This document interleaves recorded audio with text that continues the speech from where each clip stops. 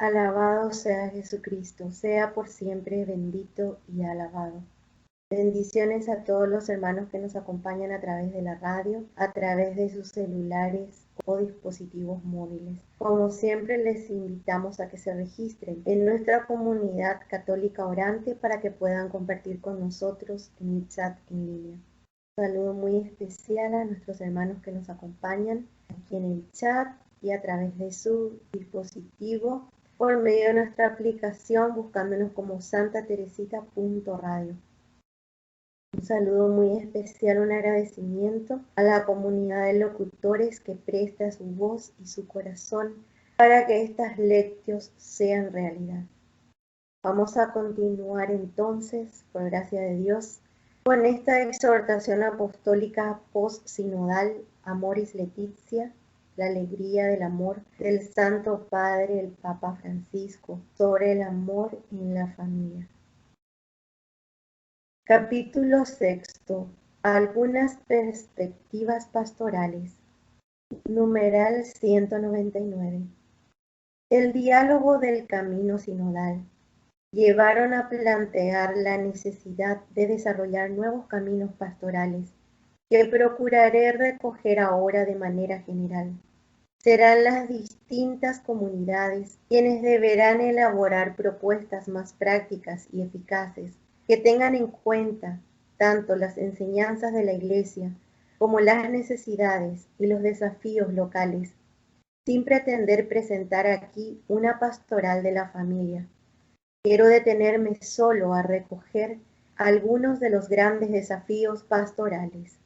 Numeral 200. Los padres sinodales insistieron en que las familias cristianas, por la gracia del sacramento nupcial, son los principales sujetos de la pastoral familiar, sobre todo aportando el testimonio gozoso de los cónyuges y de las familias iglesias domésticas. Por ello remarcaron que se trata de hacer experimentar que el Evangelio de la familia es alegría que llena el corazón y la vida entera, porque en Cristo somos liberados del pecado, de la tristeza, del vacío interior, del aislamiento. A la luz de la parábola del sembrador, nuestra tarea es cooperar en la siembra. Lo demás es obra de Dios. Tampoco hay que olvidar que la Iglesia que predica sobre la familia es signo de contradicción, pero los matrimonios agradecen que los pastores les ofrezcan motivaciones para una valiente apuesta por un amor fuerte, sólido, duradero, capaz de hacer frente a todo lo que se le cruce por delante.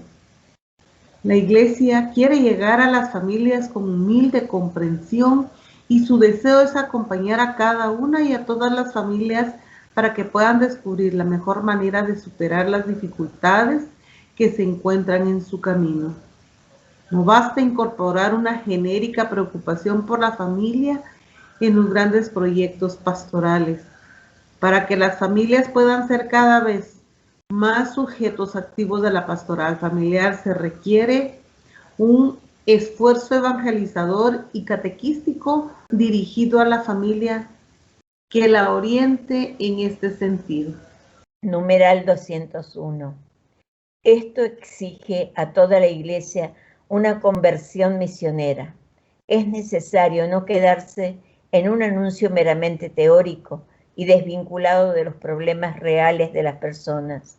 La pastoral familiar debe hacer experimentar que el Evangelio de la familia responde a las expectativas más profundas de la persona humana, a su dignidad y a la realización plena en la reciprocidad, en la comunión y en la fecundidad. No se trata solamente de presentar una normativa, sino de proponer valores, respondiendo a la necesidad que se constata hoy, incluso en los países más secularizados, de tales valores. También se ha subrayado la necesidad de una evangelización que denuncie con franqueza los condicionamientos culturales, sociales, políticos y económicos, como el espacio excesivo concedido a la lógica de mercado, que impiden una auténtica vida familiar, determinando discriminaciones, pobreza, exclusiones y violencia. Para ello, hay que entablar un diálogo y una cooperación con las estructuras sociales, así como alentar y sostener a los laicos que se comprometen como cristianos en el ámbito cultural y sociopolítico. Numeral 202. La principal contribución a la pastoral familiar la ofrece la parroquia, que es una familia de familias, donde se armonizan los aportes de las pequeñas comunidades, movimientos y asociaciones eclesiales, junto con una pastoral específicamente orientada a las familias. Se nos plantea la necesidad de una formación más adecuada de los presbíteros, los diáconos, los religiosos y las religiosas, los catequistas y otros agentes pastorales. En las respuestas a las consultas enviadas a todo el mundo se ha destacado que a los ministros ordenados les suele faltar formación adecuada para tratar los complejos problemas actuales de la familia. En este sentido, también puede ser útil la experiencia de la larga tradición oriental de los sacerdotes casados. Numeral 203. Los seminaristas deberían acceder a una formación interdisciplinaria más amplia sobre noviazgo y matrimonio, y no solo en cuanto a la doctrina. Además, la formación no siempre les permite desplegar su mundo psicoafectivo. Algunos llevan sobre sus vidas la experiencia de su propia familia herida, con ausencia de padres y con inestabilidad emocional. Habrá que garantizar durante la formación una maduración para que los futuros ministros posean el equilibrio psíquico que su tarea les exige. Los vínculos familiares son fundamentales para fortalecer la sana autoestima de los seminaristas. Por ello, es importante que las familias acompañen todo el proceso del seminario y del sacerdocio, ya que ayudan a fortalecerlo de un modo realista. En este sentido, es saludable la combinación de algún tiempo de vida en el seminario con otra de vida en parroquias, que permita tomar mayor contacto con la realidad concreta de las familias. En efecto, a lo largo de su vida pastoral, el sacerdote se encuentra sobre todo con familias.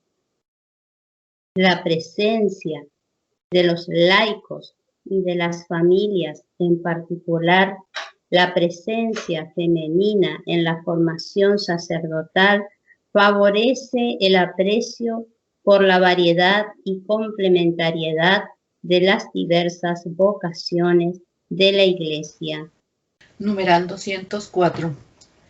Las respuestas a las consultas también expresan con insistencia la necesidad de la formación de agentes laicos de pastoral familiar con ayuda de psicopedagogos, médicos de familia, médicos comunitarios, asistentes sociales, abogados de minoridad y familia, con apertura a recibir los aportes de la psicología, la sociología, la sexología e incluso el counseling. Los profesionales, en especial quienes tienen experiencia de acompañamiento, ayudan a encarnar las propuestas pastorales en las situaciones reales y en las inquietudes concretas de las familias. Los caminos y cursos de formación destinados específicamente a los agentes de pastoral podrán hacerles idóneos para inserir el mismo camino de preparación al matrimonio en la dinámica más amplia de la vida eclesial. Una buena capacitación pastoral es importante, sobre todo a la vista de las situaciones particulares de emergencia derivadas de los casos de violencia doméstica y el abuso sexual. Todo esto de ninguna manera disminuye, sino que complementa el valor fundamental de la dirección espiritual de los inestimables recursos espirituales de la Iglesia y de la reconciliación sacramental. Numeral 205. Los padres sinodales han dicho de diversas maneras que necesitamos ayudar a los jóvenes a discernir el valor y la riqueza del matrimonio. Deben poder percibir el atractivo de una unión plena que eleva y perfecciona la dimensión social de la existencia. Otorga a la sexualidad su mayor sentido. A la vez, promueve el bien de los hijos y les ofrece el mejor contexto para su maduración y educación. Numeral 206. La compleja realidad social y los desafíos que la familia está llamada a afrontar hoy requieren un compromiso mayor de toda la comunidad cristiana en la preparación de los prometidos al matrimonio. Es preciso recordar la importancia de las virtudes. Entre estas, la castidad resulta condición preciosa para el crecimiento genuino del amor interpersonal. Respecto a esta necesidad, los padres sinodales eran concordes en subrayar la exigencia de una mayor implicación de toda la comunidad, privilegiando el testimonio de las familias, además de un arraigo de la preparación al matrimonio en el camino de la iniciación cristiana, haciendo hincapié en el nexo del matrimonio con el bautismo y los otros sacramentos. Del mismo modo, se puso de relieve la necesidad de programas específicos para la preparación próxima al matrimonio, que sean una auténtica experiencia de participación en la vida eclesial y profundicen en los diversos aspectos de la vida familiar. Numeral 207. Invito a las comunidades cristianas a reconocer que acompañar el camino de amor de los novios es un bien para ellas mismas. Como bien dijeron los obispos de Italia, los que se casan son para su comunidad cristiana un precioso recurso, porque empeñándose con sinceridad para crecer en el amor y en el don recíproco, pueden contribuir a renovar el tejido mismo de todo el cuerpo eclesial. La particular forma de amistad que ellos viven puede volverse contagiosa y hacer crecer en la amistad y en la fraternidad a la comunidad cristiana de la cual forman parte. Hay diversas maneras legítimas de organizar la preparación próxima al matrimonio y cada iglesia local discernirá lo que sea mejor, procurando una formación adecuada que al mismo tiempo no aleje a los jóvenes del sacramento. No se trata de darles todo el catecismo, ni de saturarlos con demasiados temas, porque aquí también vale que no el mundo saber harta y satisface el alma, sino el sentir y gustar de las cosas interiormente. Interesa más la calidad que la cantidad, y hay que dar prioridad, junto con un renovado anuncio del querigma, a aquellos contenidos que, comunicados de manera atractiva y cordial, les ayuden a comprometerse en un camino de toda la vida con gran ánimo y liberalidad. Se trata de una suerte de iniciación al sacramento del matrimonio que les aporte los elementos necesarios para poder recibirlo con las mejores disposiciones y comenzar con cierta solidez la vida familiar. Numeral 208. Conviene encontrar además las maneras, a través de las familias misioneras, de las propias familias de los novios y de diversos recursos pastorales, de ofrecer una preparación remota que haga madurar el amor que se tienen, con un acompañamiento cercano y testimonial. Suelen ser muy útiles los grupos de novios y las ofertas de charlas opcionales sobre una variedad de temas que interesan realmente a los jóvenes. No obstante, son indispensables algunos momentos personalizados, porque el principal objetivo es ayudar a cada uno para que aprenda a amar a esta persona concreta con la que pretende compartir toda la vida. Aprender a amar a alguien no es algo que se improvisa, ni puede ser el objetivo de un breve curso previo a la celebración del matrimonio. En realidad, cada persona se prepara para el matrimonio desde su nacimiento. Todo lo que su familia le aportó debería permitirle aprender de la propia historia y capacitarle para un compromiso pleno y definitivo. Probablemente quienes llegan mejor preparados al casamiento son quienes han aprendido de sus propios padres, lo que es un matrimonio cristiano, donde ambos se han elegido sin condiciones y siguen renovando esa decisión. En ese sentido, todas las acciones pastorales tendientes a ayudar a los matrimonios a crecer en el amor y a vivir el Evangelio en la familia son una ayuda inestimable para que sus hijos se preparen para su futura vida matrimonial. Tampoco hay que olvidar los valiosos recursos de la pastoral popular. Para dar un sencillo ejemplo, recuerdo el día de San Valentín, que en algunos países es mejor aprovechado por los comerciantes que por la creatividad de los pastores. Numeral 209. La preparación de los que ya formalizaron un noviazgo, cuando la comunidad parroquial logra acompañarlos con un buen tiempo de anticipación, también debe darles la posibilidad de reconocer incompatibilidades o riesgos. De este modo, se puede llegar a advertir que no es razonable apostar por esa relación para no exponerse a un fracaso previsible que tendrá consecuencias muy dolorosas. El problema es que el deslumbramiento inicial lleva a tratar de ocultar o de relativizar muchas cosas. Se evita discrepar y así solo se patean las dificultades para adelante. Los novios deberían ser estimulados y ayudados para que puedan hablar de lo que cada uno espera de un eventual matrimonio, de su modo de entender lo que es el amor y el compromiso, del tipo de vida en común que se quisiera proyectar. Estas conversaciones pueden ayudar a ver que en realidad los puntos de contactos son escasos y que la mera atracción mutua no será suficiente para sostener la unión.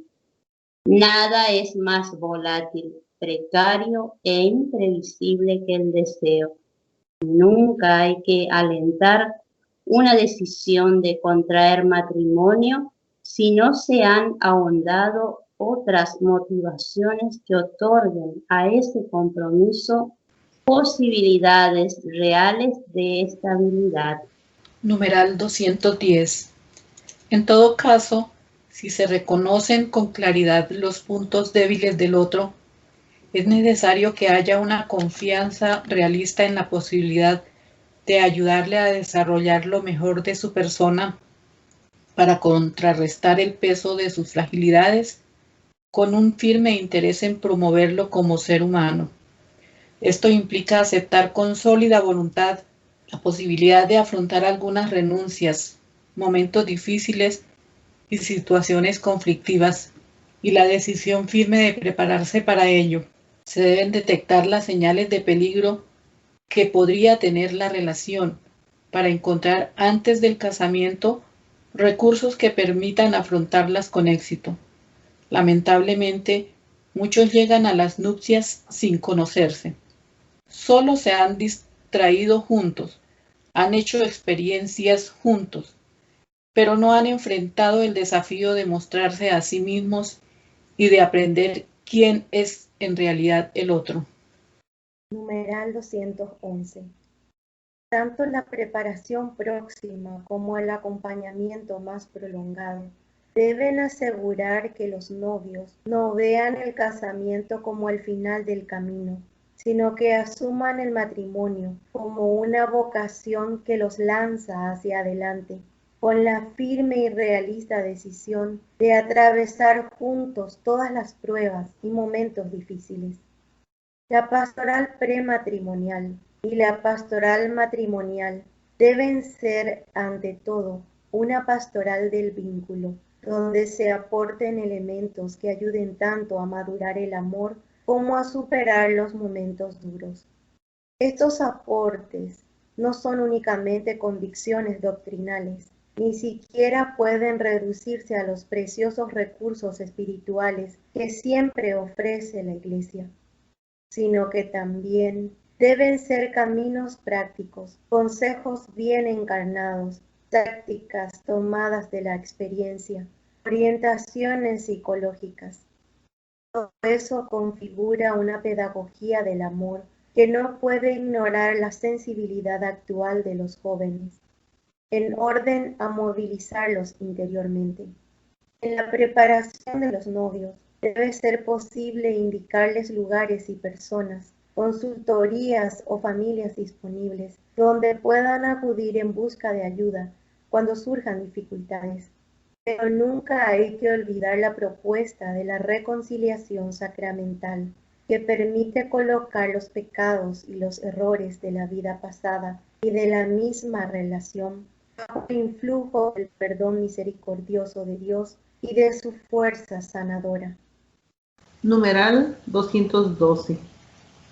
La preparación próxima al matrimonio tiende a concentrarse en las invitaciones, la vestimenta, la fiesta y los innumerables detalles que consumen tanto el presupuesto como las energías y la alegría.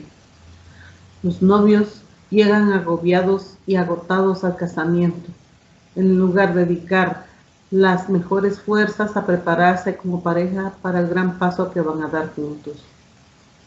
Esta mentalidad se refleja también en algunas uniones de hecho que nunca llegan al casamiento porque piensan en festejos demasiado costosos en lugar de dar prioridad al amor mutuo y a su formalización ante los demás. Queridos novios, tened la valentía de ser diferente.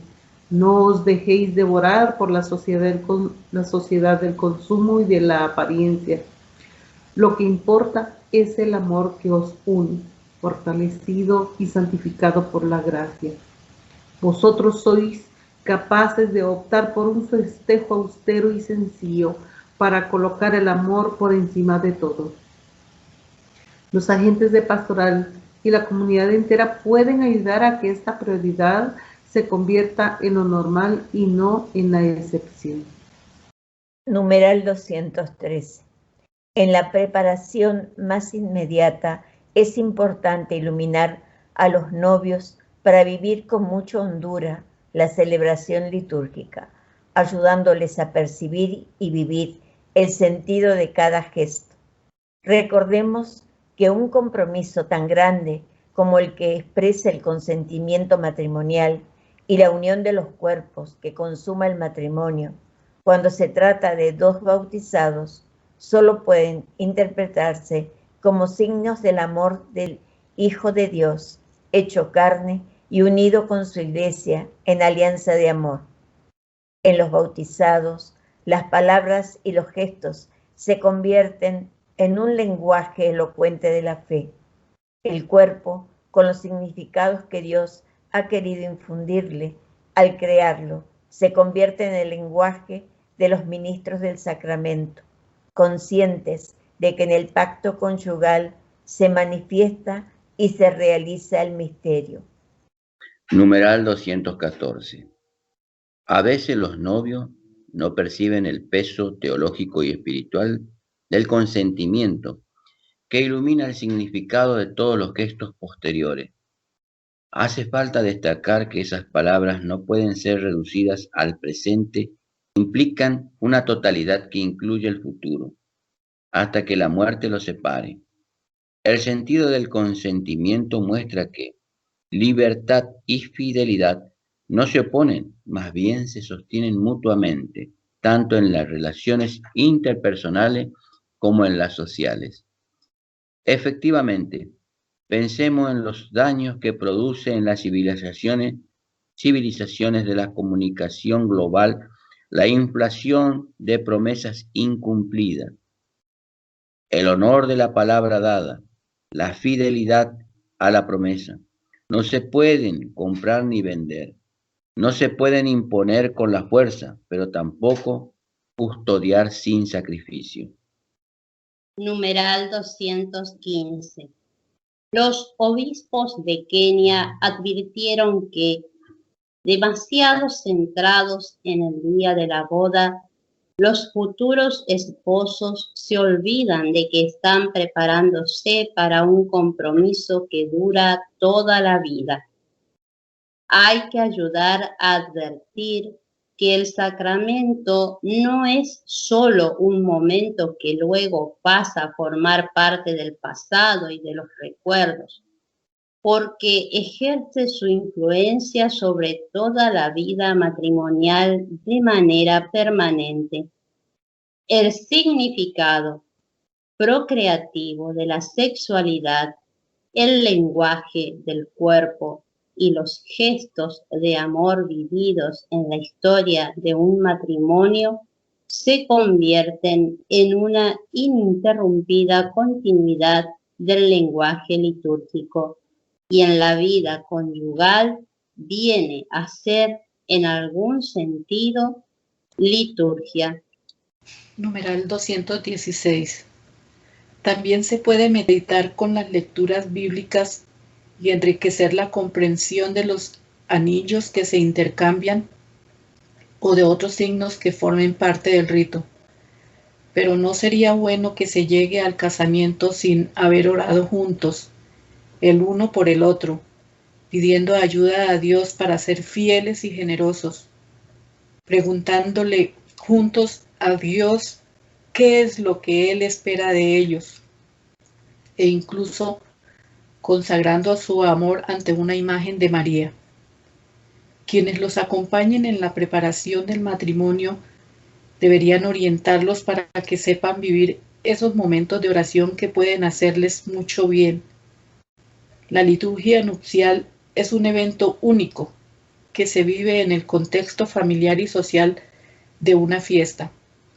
Jesús inició sus milagros en el banquete de bodas de Caná, el vino bueno del milagro del Señor que anima el nacimiento de una nueva familia.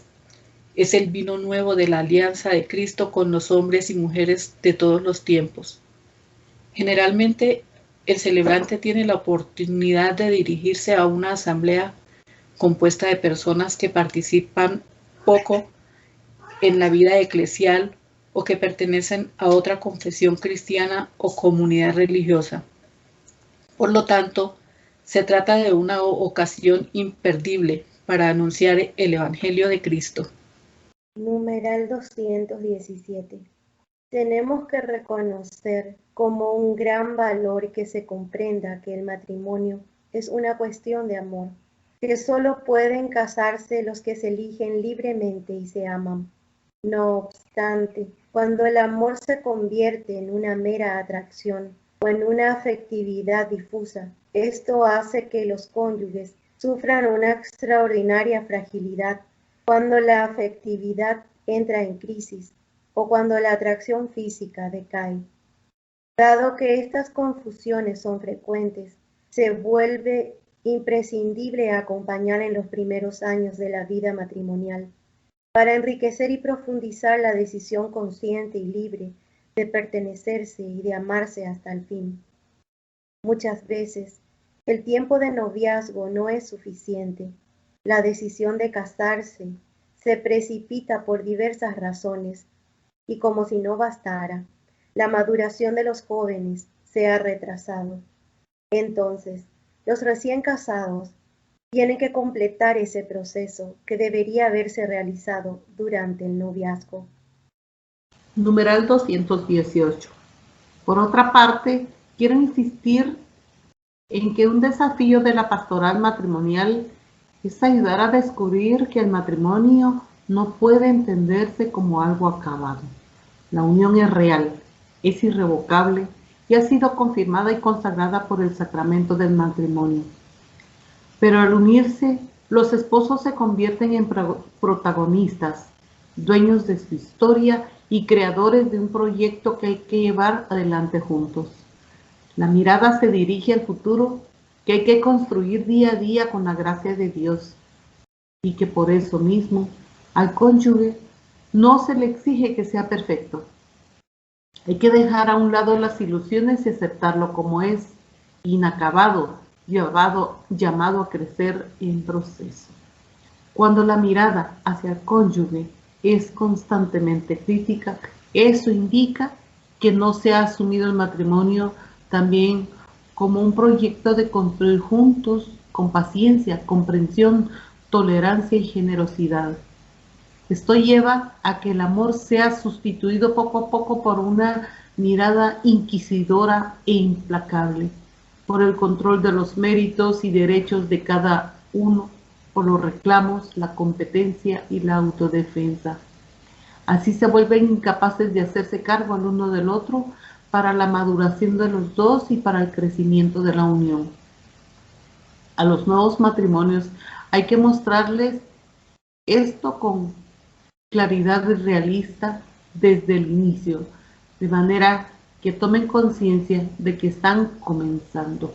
El sí que se dieron es el inicio de un itinerario, con un objetivo capaz de superar lo que planteen las circunstancias y los obstáculos que se interpongan.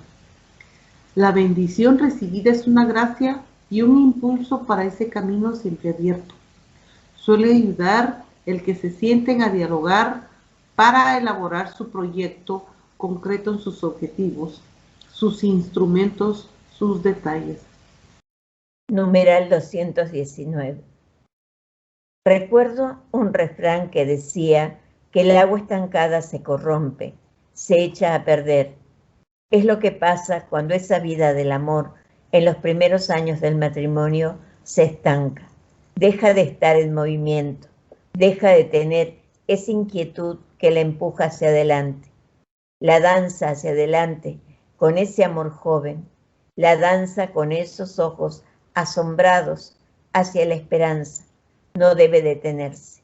En el noviazgo y en los primeros años del matrimonio, la esperanza es la que lleva la fuerza de la levadura, la que hace mirar más allá de las contradicciones, de los conflictos, de las coyunturas, las que siempre hace ver más allá. Es la que pone en marcha toda inquietud para mantenerse en un camino de crecimiento.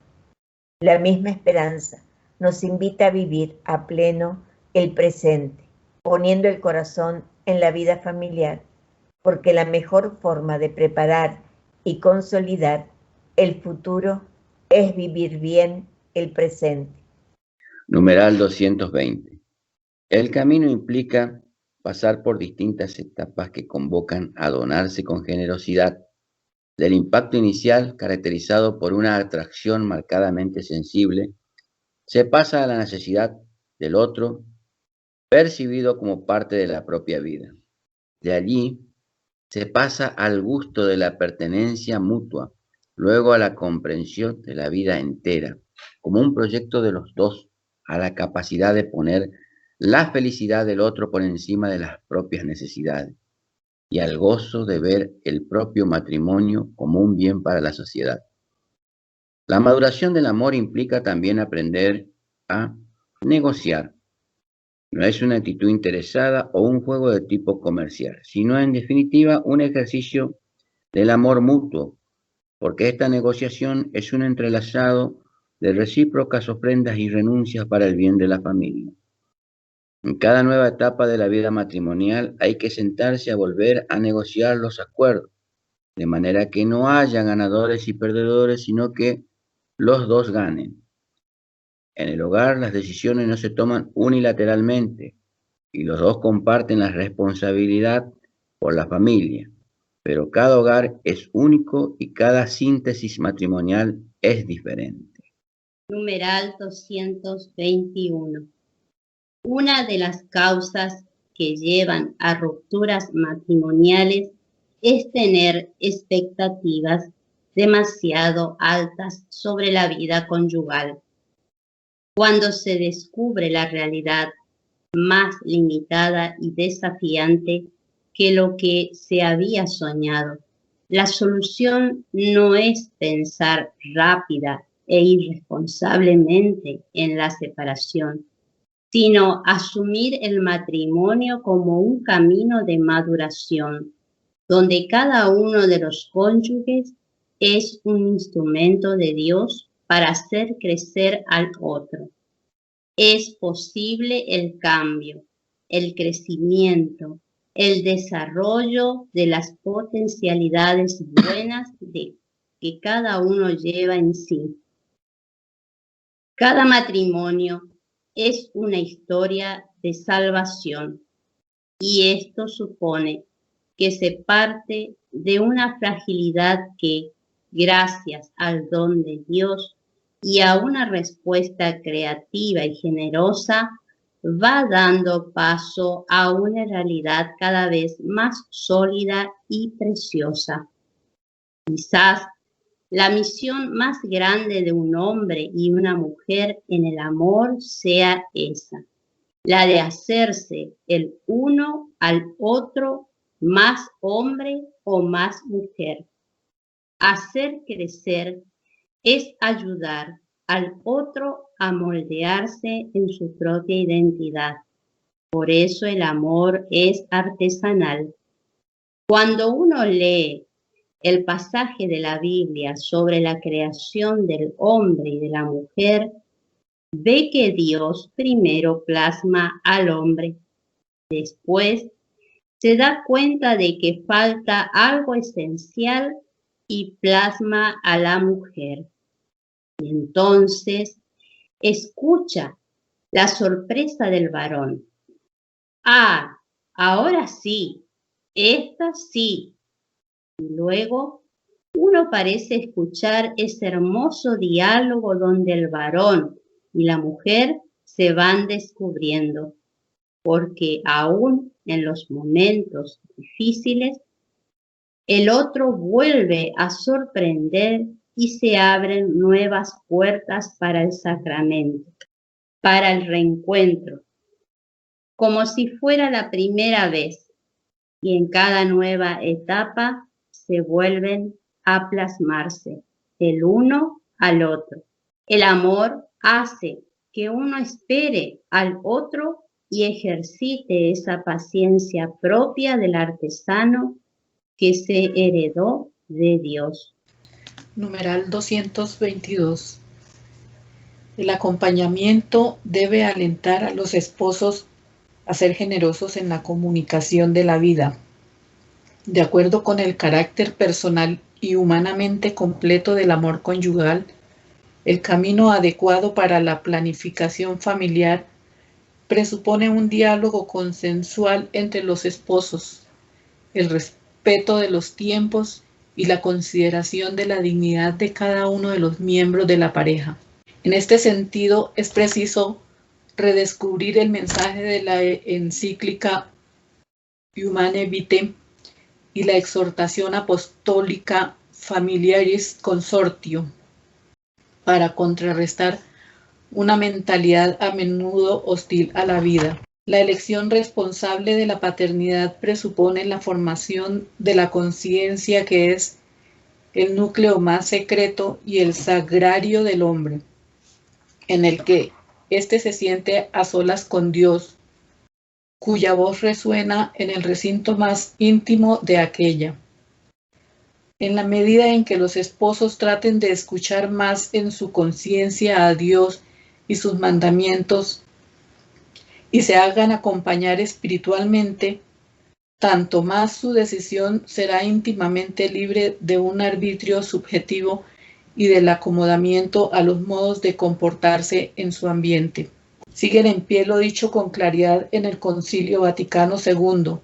Cumplirán su tarea de común acuerdo y con su esfuerzo común, se formarán un recto juicio atendiendo no solo a su propio bien, sino también al bien de los hijos ya nacidos o futuros, discerniendo las condiciones de los tiempos y del estado de vida, tanto materiales como espirituales, y finalmente teniendo en cuenta el bien de la comunidad familiar, de la sociedad temporal y de la propia Iglesia.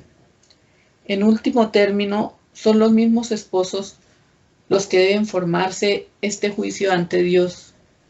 Por otra parte, se ha de promover el uso de los métodos basados en los ritmos naturales de fecundidad.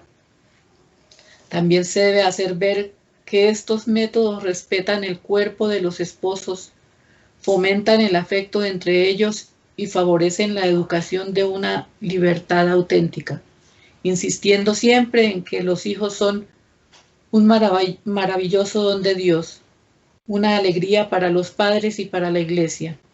A través de ello, el Señor renueva el mundo. Numeral 223. Los padres sinodales han indicado que los primeros años de matrimonio son un periodo vital y delicado, durante el cual los cónyuges crecen en la conciencia de los desafíos y del significado del matrimonio. De aquí la exigencia de un acompañamiento pastoral que continúe después de la celebración del sacramento. Resulta de gran importancia en esta pastoral la presencia de esposos con experiencia. La parroquia se considera el lugar donde los cónyuges expertos pueden ofrecer su disponibilidad a ayudar a los más jóvenes, con el eventual apoyo de asociaciones, movimientos eclesiales y nuevas comunidades. Hay que alentar a los esposos a una actitud fundamental de acogida del gran don de los hijos. Es preciso resaltar la importancia de la espiritualidad familiar, de la oración y de la participación en la Eucaristía dominical, y alentar a los cónyuges a reunirse regularmente para que crezca la vida espiritual y la solidaridad en las exigencias concretas de la vida. Liturgias, prácticas de devoción y Eucaristías celebradas para las familias, sobre todo en el aniversario del matrimonio, se citaron como ocasiones vitales para favorecer la evangelización mediante la familia. Numeral 224. Este camino es una cuestión de tiempo. El amor necesita tiempo disponible y gratuito que coloque otras cosas en un segundo lugar. Hace falta tiempo para dialogar, para abrazarse sin prisa, para compartir proyectos, para escucharse, para mirarse, para valorarse, para fortalecer la relación. A veces el problema es el ritmo frenético de la sociedad o los tiempos que imponen los compromisos laborales. Otras veces el problema es que el tiempo que se pasa juntos no tiene calidad. Solo compartimos un espacio físico, pero sin prestarnos atención el uno al otro. Los agentes pastorales y los grupos matrimoniales deberían ayudar a los matrimonios jóvenes o frágiles a aprender a encontrarse en esos momentos, a detenerse el uno frente al otro e incluso compartir momentos de silencio que los obliguen a experimentar la presencia del cónyuge. Numeral 225. Los matrimonios que tienen una buena experiencia de aprendizaje en este sentido pueden aportar los recursos prácticos que le han sido de utilidad, la programación de los momentos para estar juntos gratuitamente, los tiempos de recreación con los hijos, las diversas maneras de celebrar cosas importantes, los espacios de espiritualidad compartida, pero también pueden enseñar recursos que ayudan a llenar de contenido y de sentido esos momentos para aprender a comunicarse mejor. Esto es de suma importancia cuando se ha apagado la novedad del noviazgo, porque cuando no se sabe qué hacer con el tiempo compartido, uno u otro de los cónyuges terminará refugiándose en la tecnología, inventará otros compromisos, buscará otros brazos o escapará de una intimidad incómoda. Numeral 226. A los matrimonios jóvenes también hay que estimularlos a crear una rutina propia que brinda una sana sensación de estabilidad y de seguridad y que se construye con una serie de rituales cotidianos compartidos. Es bueno darse siempre un beso por la mañana, bendecirse todas las noches, esperar al otro y recibirlo cuando llega, tener algunas salidas juntos, compartir tareas domésticas, pero al mismo tiempo es bueno cortar la rutina con la fiesta, no perder la capacidad de celebrar en familia, de alegrarse, de festejar. Las experiencias lindas necesitan sorprenderse juntos por los dones de Dios y alimentar juntos el entusiasmo por vivir. Cuando se sabe celebrar, esta capacidad renueva la energía del amor, lo libera de la monotonía y llena de color y de esperanza la rutina diaria. Numeral 227. Los pastores debemos alentar a las familias a crecer en la fe. Para ello es bueno animar a la confesión frecuente, la dirección espiritual, la asistencia a retiros. Pero no hay que dejar de invitar a crear espacios semanales de oración familiar, porque la familia que reza unida permanece unida.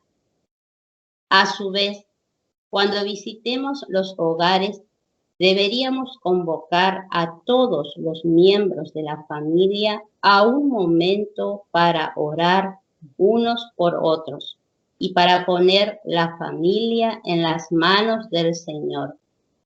Al mismo tiempo, conviene alentar a cada uno de los cónyuges a tener momentos de oración en soledad ante Dios, porque cada uno tiene sus cruces secretas. ¿Por qué no contarle a Dios lo que perturba al corazón o pedirle la fuerza para sanar las propias heridas e implorar las luces que se necesitan para poder mantener el propio compromiso? Los padres sinodales también remarcaron que la palabra de Dios es fuente de vida y espiritualidad para la familia.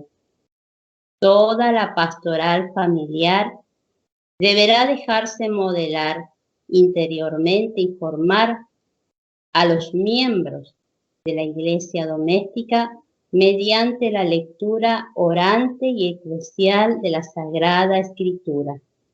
La palabra de Dios no solo es una buena nueva para la vida privada de las personas, sino también un criterio de juicio y una luz para el discernimiento de los diversos desafíos que deben afrontar los cónyuges y las familias.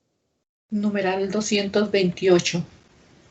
Es posible que uno de los dos cónyuges no sea bautizado o que no quiera vivir los compromisos de la fe. En ese caso, el deseo del otro de vivir y crecer como cristiano hace que la indiferencia de ese cónyuge sea vivida con dolor. No obstante, es posible encontrar algunos valores comunes que se puedan compartir y cultivar con entusiasmo. De todos modos, amar al cónyuge incrédulo, darle felicidad, aliviar sus sufrimientos y compartir la vida con él es un verdadero camino de santificación. Por otra parte, el amor es un don de Dios y allí donde se derrama hace sentir su fuerza transformadora de manera a veces misteriosa hasta el punto de que el marido no creyente queda santificado por la mujer y la mujer no creyente queda santificada por el marido creyente. Numeral 229. Las parroquias, los movimientos, las escuelas y otras instituciones de la Iglesia pueden desplegar diversas mediaciones para cuidar y reavivar a las familias. Por ejemplo, a través de recursos como reuniones de matrimonios, vecinos o amigos, retiros breves para matrimonios, charlas de especialistas sobre problemáticas muy concretas de la vida familiar, centros de asesoramiento matrimonial, agentes misioneros orientados a conversar con los matrimonios sobre sus dificultades y anhelos, consultorías sobre diferentes situaciones familiares, adicciones, infidelidad, violencia familiar, espacios de espiritualidad, talleres de formación para padres con hijos problemáticos, asambleas familiares. La Secretaría Parroquial debería contar con la posibilidad de acoger con cordialidad y de atender las urgencias familiares o de derivar fácilmente hacia quienes puedan ayudarles. También hay un apoyo pastoral que se da en los grupos de matrimonios, tanto de servicio o de misión, de oración, de formación o de apoyo mutuo. Estos grupos brindan la ocasión de dar, de vivir la apertura de la familia a los demás, de compartir la fe, pero al mismo tiempo son un medio para fortalecer al matrimonio y de hacerlo crecer. Numeral 230. ¿Es verdad que muchos matrimonios desaparecen de la comunidad cristiana después del casamiento, pero muchas veces desperdiciamos algunas ocasiones en que vuelven a hacerse presentes, donde podríamos proponerles de manera atractiva el ideal del matrimonio cristiano y acercarlos a espacios de acompañamiento? Me refiero, por ejemplo, al bautismo de un hijo o a la primera comunión, o cuando participan de un funeral o del casamiento de un pariente o amigo. Casi todos los matrimonios reaparecen en esas ocasiones que podrían ser mejor aprovechadas. Otro camino de acercamiento es la bendición de los hogares o la visita de una imagen de la Virgen que dan la ocasión para desarrollar un diálogo pastoral acerca de la situación de la familia. También puede ser útil asignar a matrimonios más crecidos la tarea de acompañar a matrimonios más recientes de su propio vecindario para visitarlos, acompañarlos en sus comienzos y proponerles un camino de crecimiento. Con el ritmo de vida actual, la mayoría de los matrimonios no estarán dispuestos a reuniones frecuentes y no podemos reducirnos a una pastoral de pequeñas élites. Hoy, la pastoral familiar debe ser fundamentalmente misionera, en salida, en cercanía, en lugar de reducirse a ser una fábrica de cursos a los que pocos asisten. Numeral 231. Vaya una palabra a los que en el amor ya han añejado el vino nuevo del noviazgo.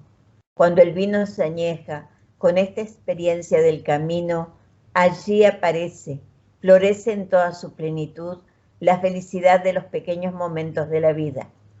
Es la felicidad de la espera y de la paciencia. Esa fidelidad llena de sacrificios y de gozos va como floreciendo en la edad en que todo se pone añejo y los ojos se ponen brillantes al contemplar los hijos de sus hijos. Así era desde el principio, pero eso ya se hizo consciente, asentado, madurado en la sorpresa cotidiana del redescubrimiento día tras día, año tras año. Como enseñaba San Juan de la Cruz, los viejos amadores son los ya ejercitados y probados. Ellos ya no tienen aquellos hervores sensitivos, ni aquellas furias y fuegos hervorosos por fuera, sino que gustan la suavidad del vino del amor, ya bien cocido en su sustancia, asentado allá dentro en el alma. Esto supone haber sido capaces de superar juntos las crisis y los tiempos de angustia, sin escapar de los desafíos ni esconder las dificultades. Numeral 232. La historia de una familia está surcada por crisis de todo tipo, que también son parte de su dramática belleza.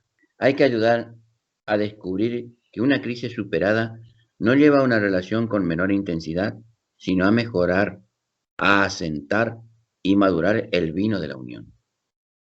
No se convive para ser cada vez menos felices, sino para aprender a ser felices de un modo nuevo, a partir de las posibilidades que abre una nueva etapa. Cada crisis implica un aprendizaje que permite incrementar la intensidad de la vida compartida, o al menos encontrar un nuevo sentido a la experiencia matrimonial. De ningún modo hay que resignarse a una curva descendente, a un deterioro inevitable, a una soportable mediocridad. Al contrario, cuando el matrimonio se asume como una tarea que implica también superar obstáculos, cada crisis se percibe como la ocasión para llegar a beber juntos el mejor vino. Es bueno acompañar a los cónyuges para que puedan aceptar las crisis que lleguen, tomar el guante y hacerles un lugar en la vida familiar. Los matrimonios experimentados y formados deben estar dispuestos a acompañar a otros en este descubrimiento, de manera que las crisis no los asusten ni los lleven a tomar decisiones apresuradas. Cada crisis esconde una buena noticia que hay que saber escuchar afinando el oído del corazón. Numeral 233. La reacción inmediata es resistirse ante el desafío de una crisis, ponerse a la defensiva por sentir que escapa al propio control, porque muestra la insuficiencia de la propia manera de vivir y eso incomoda. Entonces se usa el recurso de negar los problemas, esconderlos, relativizar su importancia, apostar solo al paso del tiempo. Pero eso retarda la solución y lleva a consumir mucha energía en un ocultamiento inútil que complicará todavía más las cosas. Los vínculos se van deteriorando y se va consolidando un aislamiento que daña la intimidad. En una crisis no asumida, lo que más se perjudica es la comunicación. De ese modo, poco a poco, alguien que era la persona que amo pasa a ser quien me acompaña siempre en la vida. Luego solo el padre o la madre de mis hijos. Y al final, un extraño. Numeral 234. Para enfrentar una crisis se necesita estar presente. Es difícil porque a veces las personas se aíslan para no manifestar lo que sienten. Se arrinconan en el silencio mezquino y tramposo. En estos momentos es necesario crear espacios para comunicarse de corazón a corazón. El problema es que se vuelve más difícil comunicarse así en un momento de crisis si nunca se aprendió a hacerlo. Es todo un arte que se aprende en tiempos de calma para ponerlo en práctica en los tiempos duros. Hay que ayudar a descubrir las causas más ocultas en los corazones de los cónyuges y a enfrentarlas como un parto que pasará y dejará un nuevo tesoro. Pero las respuestas a las consultas realizadas remarcan que en situaciones difíciles o críticas, la mayoría no acude al acompañamiento pastoral, ya que no lo siente comprensivo, cercano, realista, encarnado. Por eso, tratemos ahora de acercarnos a las crisis matrimoniales con una mirada que no ignore su carga de dolor y de angustia. Numeral 235. Hay crisis comunes que suelen ocurrir en todos los matrimonios, como la crisis de los comienzos, cuando hay que aprender a compatibilizar las diferencias y desprenderse de los padres, o la crisis de la llegada del hijo, con sus nuevos desafíos emocionales, la crisis de la crianza, que cambia los hábitos del matrimonio, la crisis de la adolescencia del hijo, que exige muchas energías, desestabiliza a los padres y a veces los enfrenta entre sí. La crisis del nido vacío, que obliga a la pareja a mirarse nuevamente a sí misma. La crisis que se origina en la vejez de los padres, de los cónyuges, que reclaman más presencia, cuidados y decisiones difíciles. Son situaciones exigentes que provocan miedos, sentimientos de culpa, depresiones o cansancios que pueden afectar gravemente la unión. Numeral 236. A estas se suman las crisis personales que inciden en la pareja, relacionadas con dificultades económicas, laborales, afectivas, sociales, espirituales, y se agregan circunstancias inesperadas que pueden alterar la vida familiar y que exigen un camino de perdón y reconciliación. Al mismo tiempo que intenta dar el paso del perdón, cada uno tiene que preguntarse con serena humildad si no ha creado las condiciones para exponer al otro a cometer ciertos errores.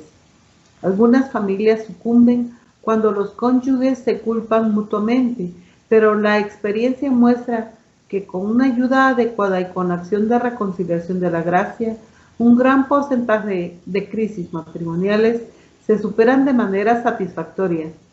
Saber perdonar y sentirse perdonados es una experiencia fundamental en la vida familiar.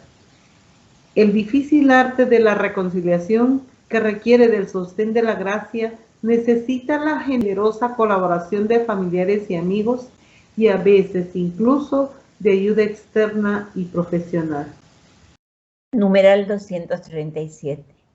Se ha vuelto frecuente que cuando uno siente que no recibe lo que desea o que no se cumple lo que soñaba, eso parece ser suficiente para dar fin a un matrimonio. Así no habrá matrimonio que dure. A veces, para decidir que todo acabó, basta una insatisfacción, una ausencia en un momento en que se necesitaba al otro, un orgullo herido o un temor difuso. Hay situaciones propias de la inevitable fragilidad humana, a las cuales se otorga una carga emotiva demasiado grande. Por ejemplo, la sensación de no ser completamente correspondido, los celos, las diferencias que surjan entre los dos, el atractivo que despiertan otras personas, los nuevos intereses que tienden a apoderarse del corazón, los cambios físicos del cónyuge y tantas otras cosas que más que atentados contra el amor son oportunidades que invitan a recrearlo una vez más. Numeral 238. En esas circunstancias, algunos tienen la madurez necesaria para volver a elegir al otro como compañero de camino. Más allá de los límites de la relación y aceptan con realismo que no pueda satisfacer todos los sueños acariciados. Evitan considerarse los únicos mártires. Valoran las pequeñas o limitadas posibilidades que les da la vida en familia y apuestan por fortalecer el vínculo en una construcción que llevará tiempo y esfuerzo. Porque en el fondo reconocen que cada crisis es como un nuevo sí, que hace posible que el amor renazca fortalecido, transfigurado, madurado, iluminado. A partir de una crisis, se tiene la valentía de buscar las raíces profundas de lo que está ocurriendo, de volver a negociar los acuerdos básicos, de encontrar un nuevo equilibrio y de caminar juntos una etapa nueva. Con esta actitud de constante apertura se puede afrontar muchas situaciones difíciles. De todos modos, reconociendo que la reconciliación es posible, hoy descubrimos que un ministerio dedicado a aquellos cuya relación matrimonial se ha roto parece particularmente urgente. Numeral 239. Es comprensible que en las familias haya muchas crisis cuando alguno de sus miembros no ha madurado su manera de relacionarse, porque no ha sanado heridas de alguna etapa de su vida. La propia infancia o la propia adolescencia mal vividas son caldo de cultivo para crisis personales que terminan afectando al matrimonio. Si todos fueran personas que han madurado normalmente, las crisis serían menos frecuentes o menos dolorosas. Pero el hecho es que a veces las personas necesitan realizar a los 40 años una maduración atrasada que debería haberse logrado al final de la adolescencia. A veces se ama con un amor egocéntrico propio del niño, fijado en una etapa donde la realidad se distorsiona y se vive el capricho de que todo gire en torno al propio yo. Es un amor insaciable que grita o llora cuando no tiene lo que desea. Otras veces se ama con un amor fijado en una etapa adolescente, marcado por la confrontación, la crítica ácida, el hábito de culpar a los otros, la lógica del sentimiento y la fantasía, donde los demás deben llenar los propios vacíos o seguir los propios caprichos. Numeral 240. Muchos terminan su niñez sin haber sentido jamás que son amados incondicionalmente, y eso lastima su capacidad de confiar y de entregarse. Una relación mal vivida con los propios padres y hermanos, que nunca ha sido sanada, reaparece y daña la vida conyugal. Entonces, hay que hacer un proceso de liberación que jamás se enfrentó. Cuando la relación entre los cónyuges no funciona bien, antes de tomar decisiones importantes, conviene asegurarse de que cada uno haya hecho ese camino de curación de la propia historia. Eso exige reconocer la necesidad de sanar, pedir con insistencia la gracia de perdonar y de perdonarse, aceptar ayuda, buscar motivaciones positivas y volver a intentarlo una y otra vez. Cada uno tiene que ser muy sincero consigo mismo para reconocer que su modo de vivir el amor tiene estas inmadureces.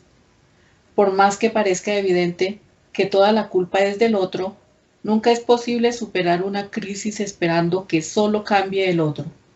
También hay que preguntarse por las cosas que uno mismo podría madurar o sanar para favorecer la superación del conflicto.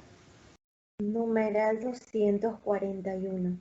En algunos casos, la valoración de la dignidad propia y del bien de los hijos exige poner un límite firme a las pretensiones excesivas del otro, a una gran injusticia, a la violencia o a una falta de respeto que se ha vuelto crónica.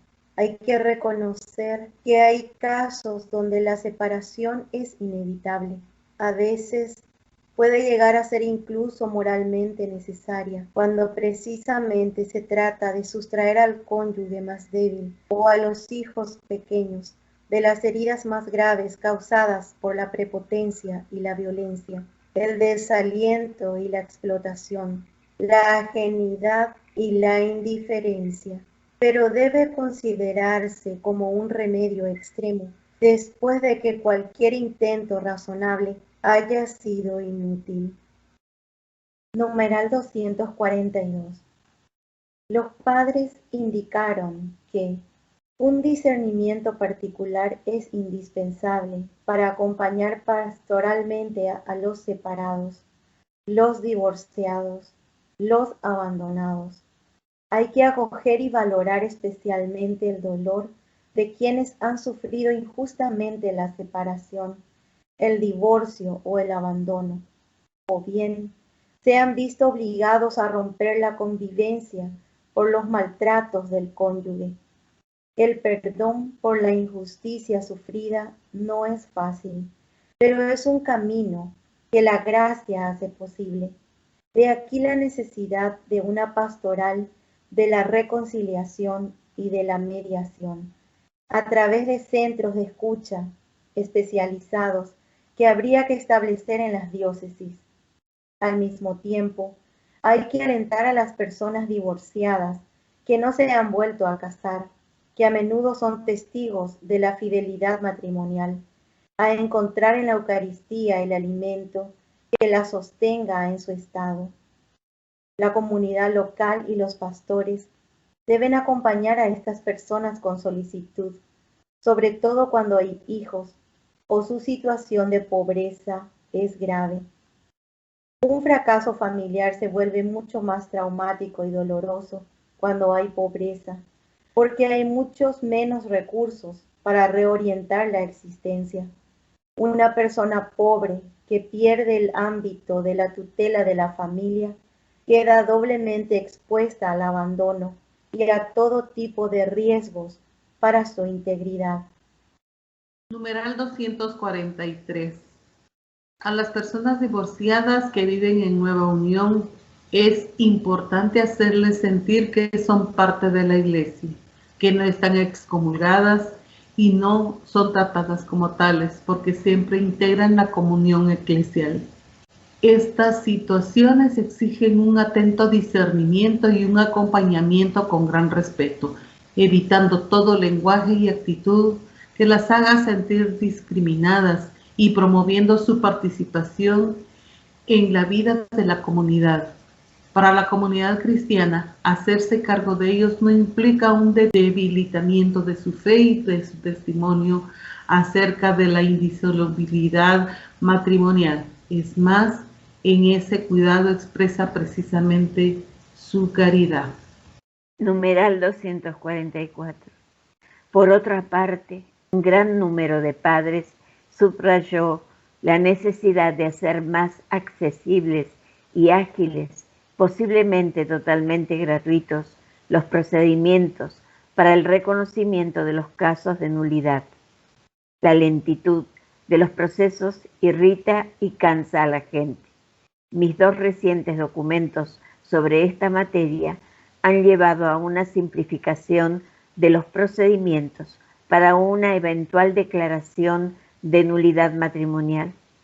A través de ellos, también he querido hacer evidente que el mismo obispo en su iglesia, de la que es constituido pastor y cabeza, es por eso mismo juez entre los fieles que se le han confiado.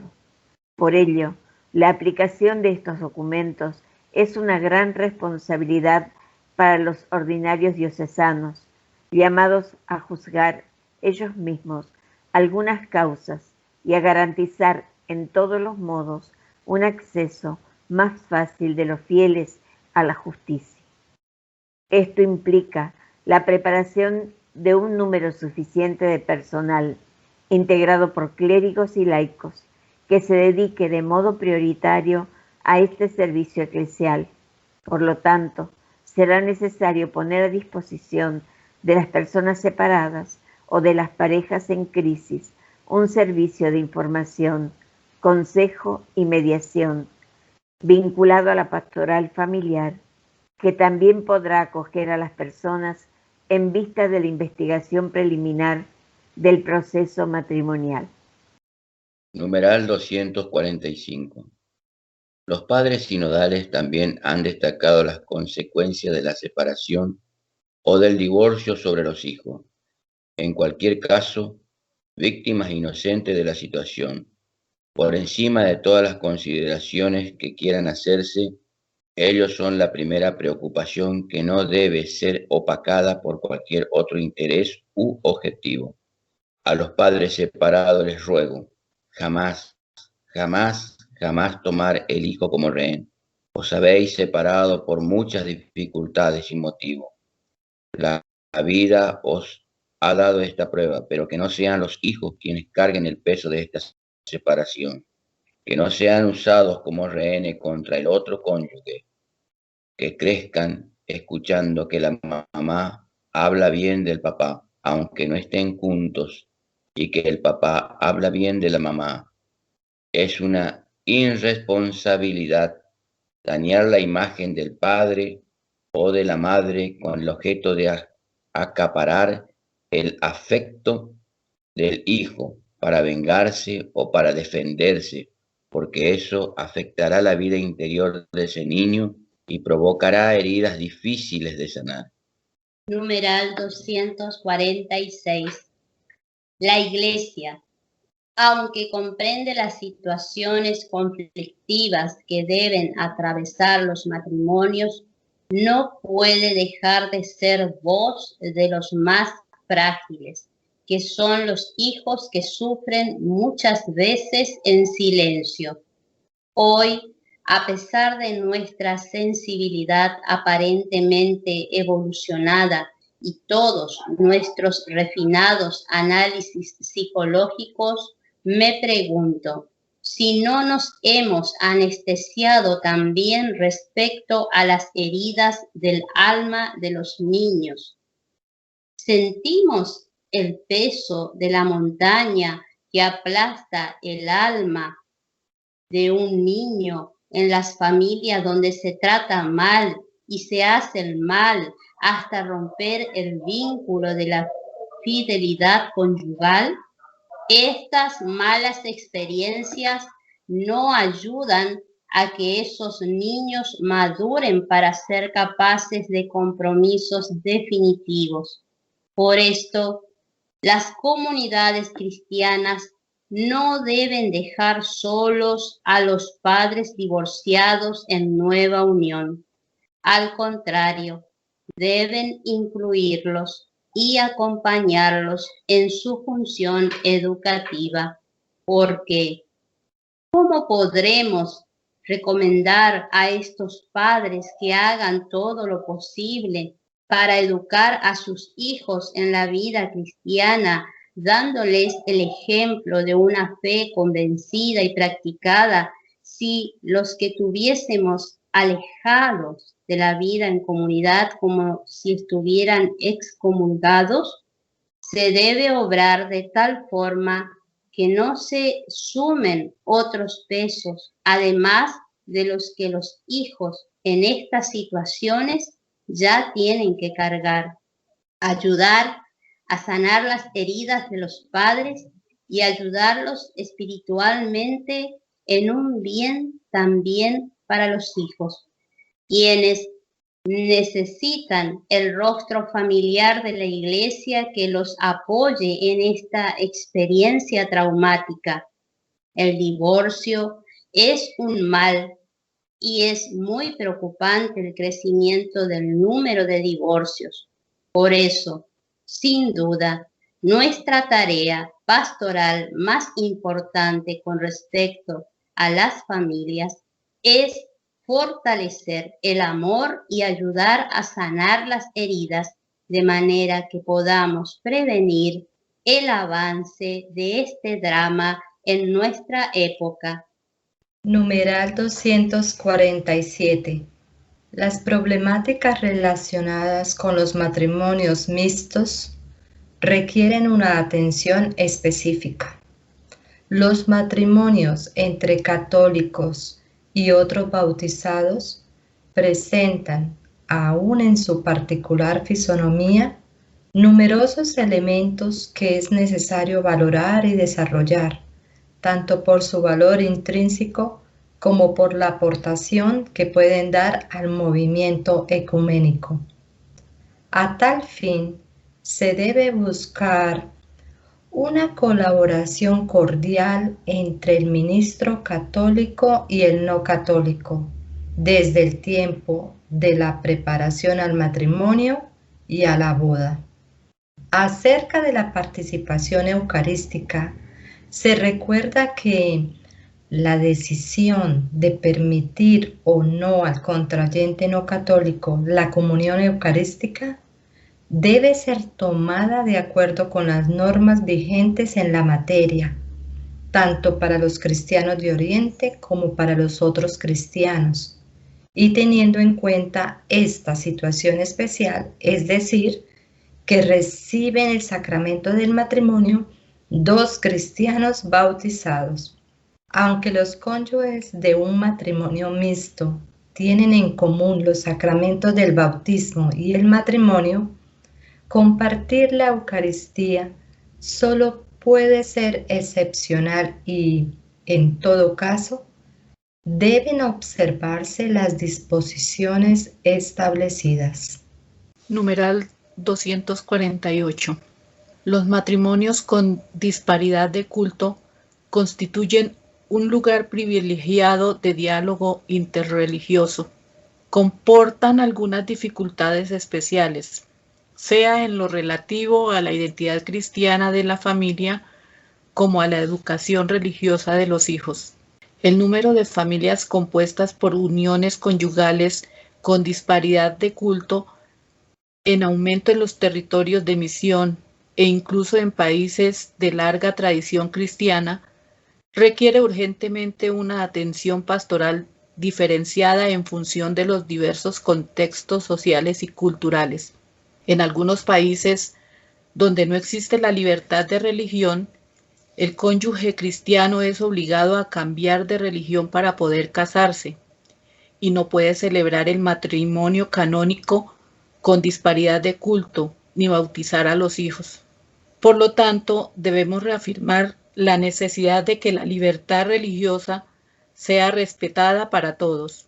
Se debe prestar especial atención a las personas que se unen en este tipo de matrimonios, no solo en el periodo previo a la boda.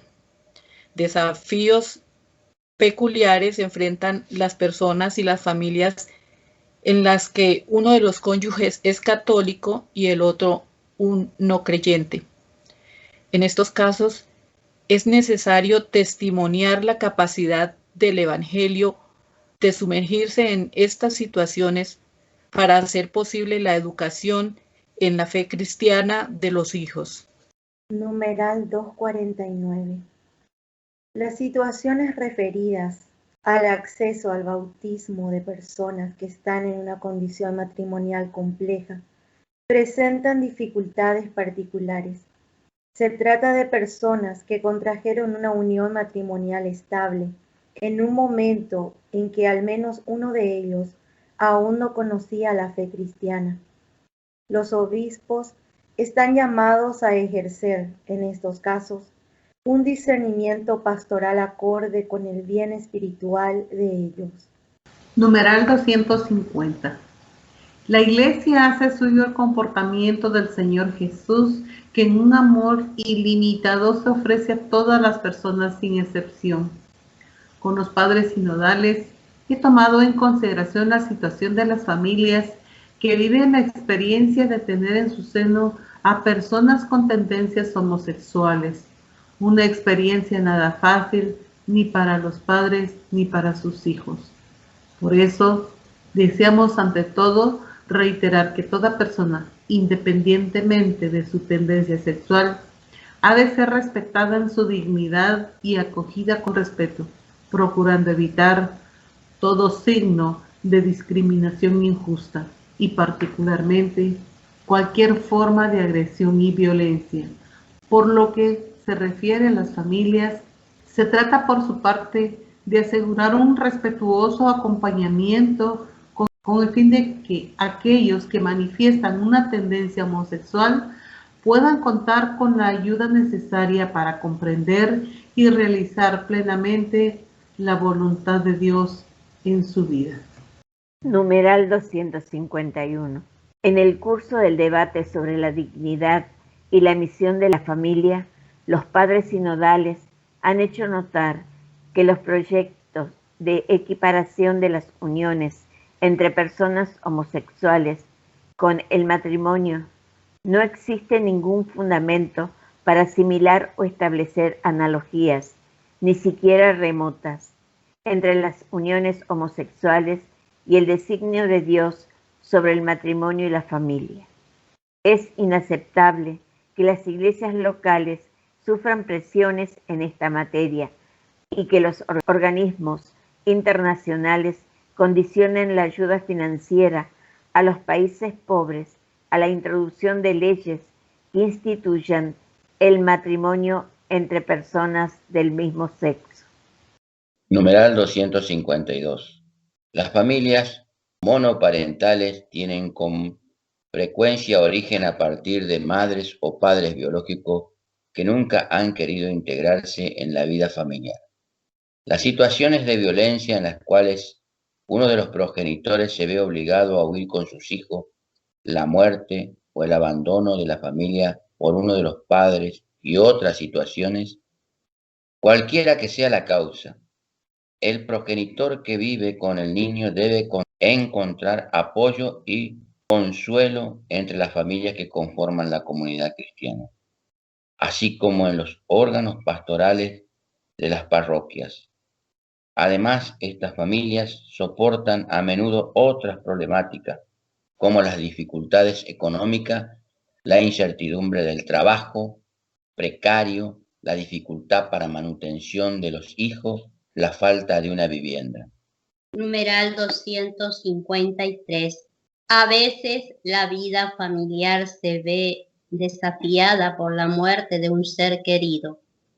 No podemos dejar de ofrecer la luz de la fe para acompañar a las familias que sufren en esos momentos.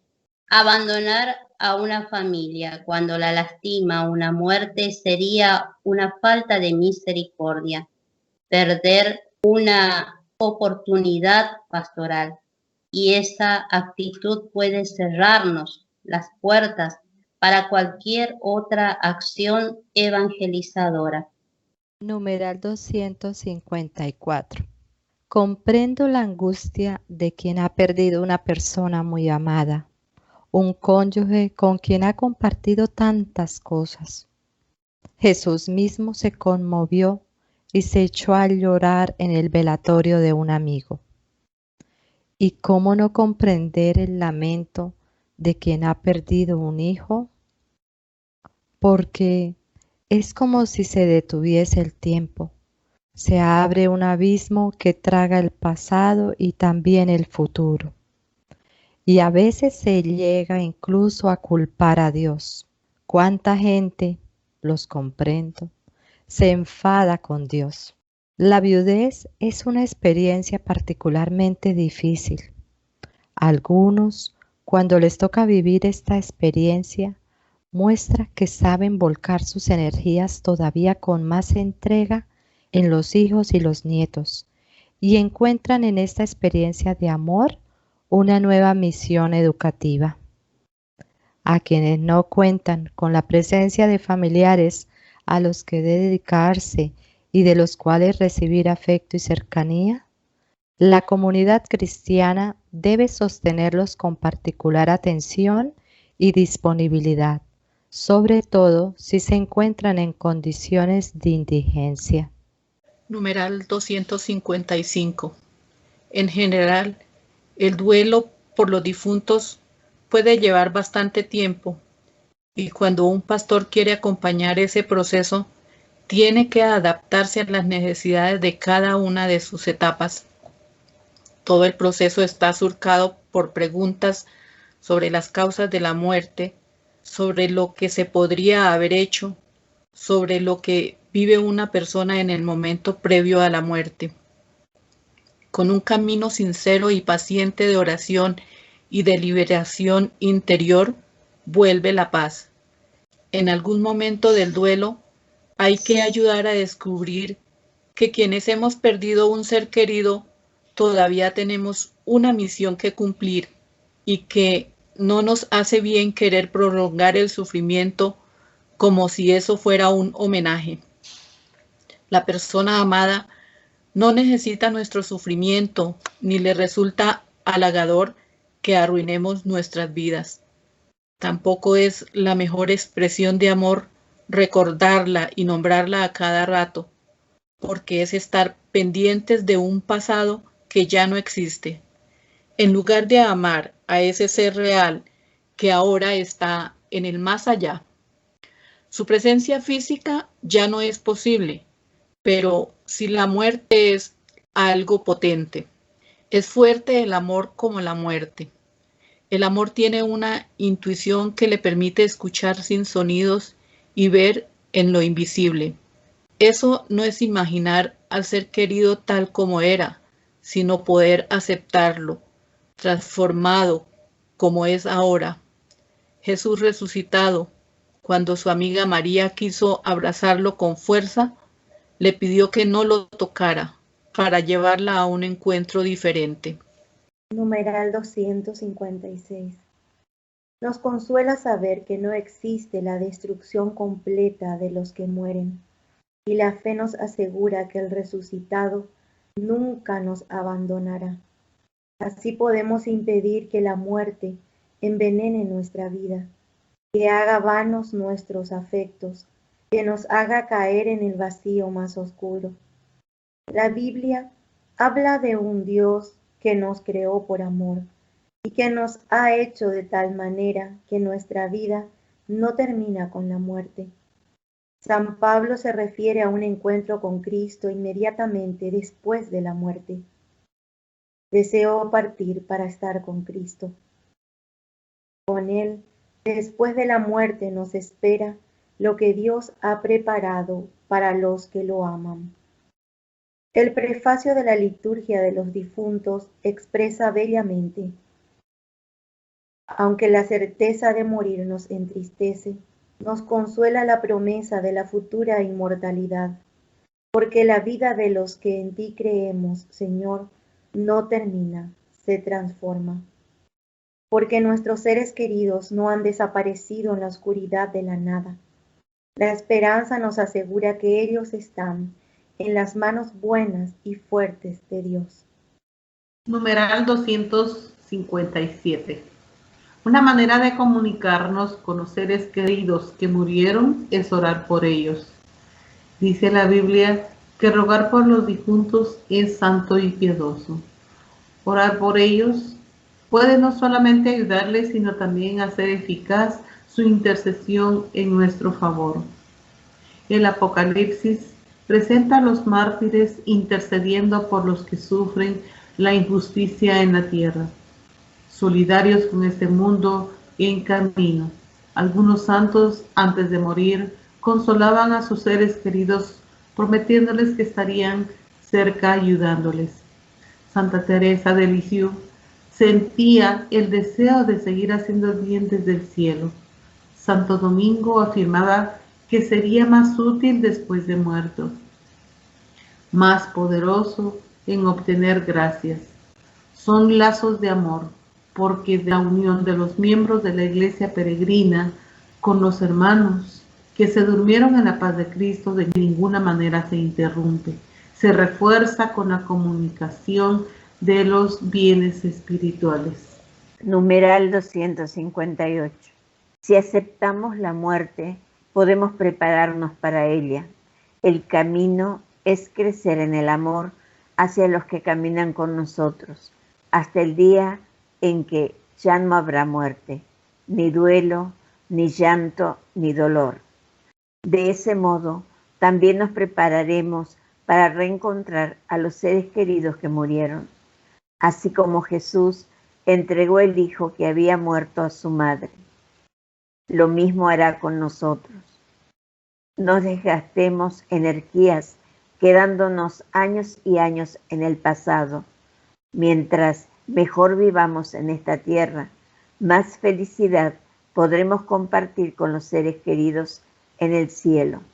Mientras más logremos madurar y crecer, más cosas lindas podremos llevarles para el banquete celestial. Gloria al Padre, y al Hijo, y al Espíritu Santo, como era en el principio, ahora y siempre, por los siglos de los siglos. Amén. Queridos hermanos, queridas hermanas, damos gracias a Dios por regalarnos y permitirnos continuar con estas lectios de los documentos papales en estos domingos. Por el día de hoy hemos concluido con nuestra lectio continua. El domingo que viene, si Dios así lo permite, estaremos en continuidad con esta lectura de la exhortación apostólica post-sinodal Amoris Laetitia, la alegría del amor, del Santo Padre el Papa Francisco sobre el amor en la familia. Lluvia de bendiciones.